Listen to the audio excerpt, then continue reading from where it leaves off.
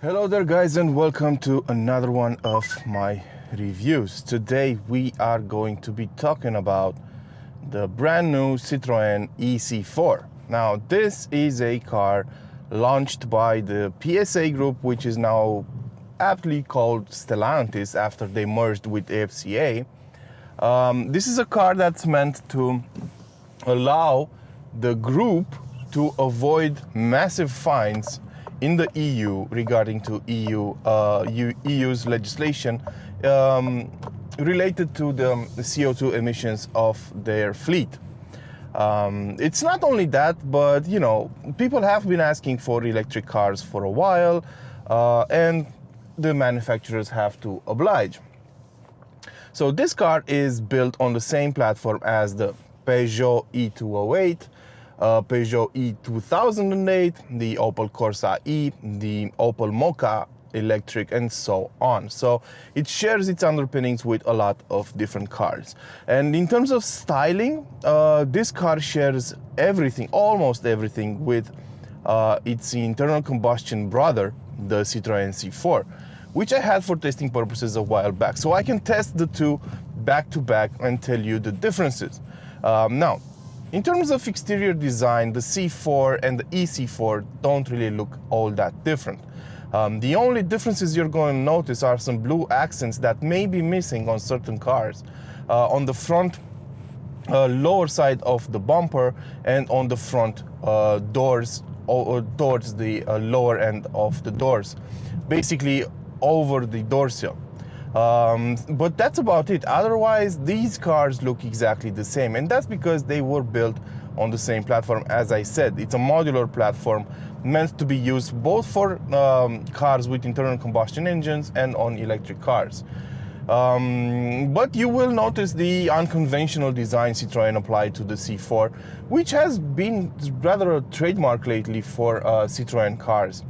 And I'm talking about the huge grille up front that also embeds the Citroen logo. I'm talking about the huge Citroen logo going from side to side. I'm talking about the new headlamps, which feature a V-shaped daytime running light and massive headlamps under those DRLs that also use LED headlamps. LED technology, I beg your pardon. They use LED technology for both the high beam and the low beam. So plenty of things to talk about. The Citroen LED lighting system actually works really well. And depending on the market you're in, you might just get them for free. I mean, as standard, included on the package offered for the e-C4.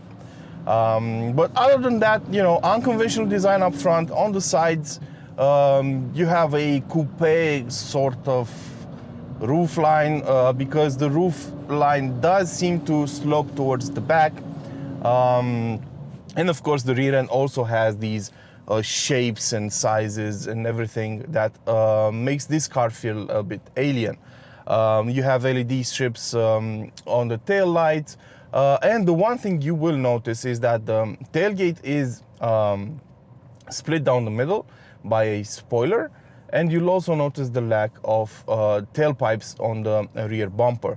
Instead, you have two like design elements that are meant to give you the impression that that was where the tailpipes would have been if this had a internal combustion engine. Inside, it's the same story. The layout is exactly the same as it is in a thermic C4. I actually am impressed with how much room you have in this car. It's a compact car, so plenty of room up front. The seats are very comfortable. The design is clear-cut. Nothing to talk about. I mean, I could complain about the plastics, but you know what? I'm going to use that age-old cliche. It falls right within the segment. So you do have hard touch plastics on the dash. You do have them on the door panels up to this separator over here. This bit towards the back has softer touch materials. But yeah, there is plenty of hard plastic inside this car. I like the fact that the HVAC controls are still analog. they haven't migrated to a screen or a touch sensitive surface or anything like that, like we've been seeing on a lot of new cars, especially electric cars. It seems to go hand in hand. Electric cars seem to be by default using touch sensitive surfaces for everything in between. So that's something to keep in mind. Yeah, so we have this screen set up over here. The screen is nice. It's not too big, which is perfect for my taste. I don't like huge screens inside cars. The resolution is decent. I don't like the camera system. It seems really old, and the resolution is bad. And since this screen itself has a huge resolution and the camera has a low resolution, whenever you turn on the camera system, it looks really off. The instrument cluster is small, but it does provide all the information you need, and it has some lights behind it to make it seem like it's floating. And I like the steering wheel as well, with its squarish top and bottom. That looks really good, and it's unlike the iCockpit system in the Peugeot models, which I know it's not up to everyone's taste. And I was also surprised to see that I have enough room in the back. I mean, it's not 7 Series levels of legroom and headroom, but it's enough for adults, for fully grown adults. So if I sit behind the driver's seat, adjusted to my comfortable driving position, I have both headroom and legroom for an extended journey, and that's fine. And as I said, the seats look really nice and feel great. They have 1.5 centimeters of padding on them to make you feel as comfortable as possible. Let's talk about the specs for a bit. So, as I said, the platform is shared with the other models. That's like the third time I'm saying it. So that means you have the same 136 horsepower engine on the front axle, combined with a 50 kilowatt hour battery under the floor. From those 50 kilowatts, you can actually use 45 of them. So you need to keep that in mind.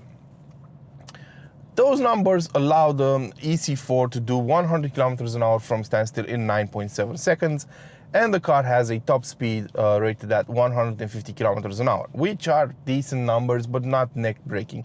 But I don't think this car was set up to be a sports car anyway.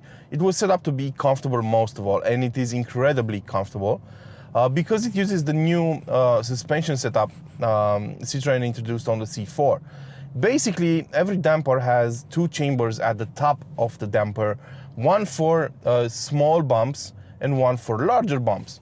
So it works really well. Now, I test drove the C4 with an internal combustion engine too, and I felt that car was really comfortable too, but it was rather unsettled over certain surfaces. It felt like it was bouncing around. It's not the case with this car, because this car has about 300 kilos extra of weight located down low, but that makes the car a bit more composed, better planted. And I like that about this car. And I think the suspension is one of the best I tested, especially when it comes to a passive setup, because this is a passive setup. And it's one of the best I tested so far. It does great. It's quiet, it's well damped, and it soaks up the bumps in the road rather easily. So yeah, great all around. Now, most of you will be curious about how far you would go with a e-C4. Well, it depends on how you're using it. During my time with the car, I saw an average range around town of about 280 kilometers, which is a bit off from the 350 claimed by the manufacturer, but still a good number.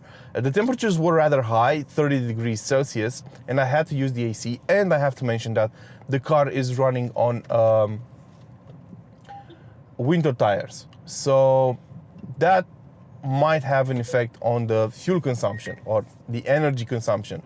So you need to keep that in mind. But 280 kilometers of range is rather nice to have outside the city limits at an average speed of about 45 miles an hour. The range I noticed was 340 kilometers, which is really close to the claimed 350 kilometers this car is supposed to make. But then if you hop on the highway, that range drops, because doing 130 kilometers an hour or about 80 miles an hour will take a toll on the car. Now remember, this car has a top speed of 150 kilometers an hour. So at 130, you're already pushing it really close to the edge. So yeah, it's natural to see the energy consumption go up. And I noticed that on the highway, you could probably do like about almost 200 kilometers with a full charge. Now, as you know, since electric cars have only one gear, they're not incredibly efficient on the highway. Most of them are mostly designed to be used inside the city. So if you're planning on doing a lot of highway miles, you're probably better off still using a diesel. I know, bring the torches and the forks, yeah. It's fine, I'm used to it. But the diesel is still king outside the city limit.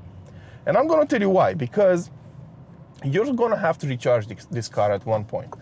And it will depend on the kind of charger you get. So the longest it will take is about 7.5 hours if you're using a 7.4 kilowatt charger that you can get at home. If you're using a Type 2 charger, you can get up to 111 kilowatts of power from a charger, and that means it will take about 5 hours to replenish the battery completely. If you're using a fast charger, this car can take up to 100 kilowatts. So you can use a 100 kilowatt charger if you can find one, and that should take about 30 minutes to get it up to 80% battery charge, which is pretty nice. Now, depending on where you live, that current will cost. So on the highway, for example, I saw an average energy consumption of about 22.5 kilowatts per 100 kilometers covered.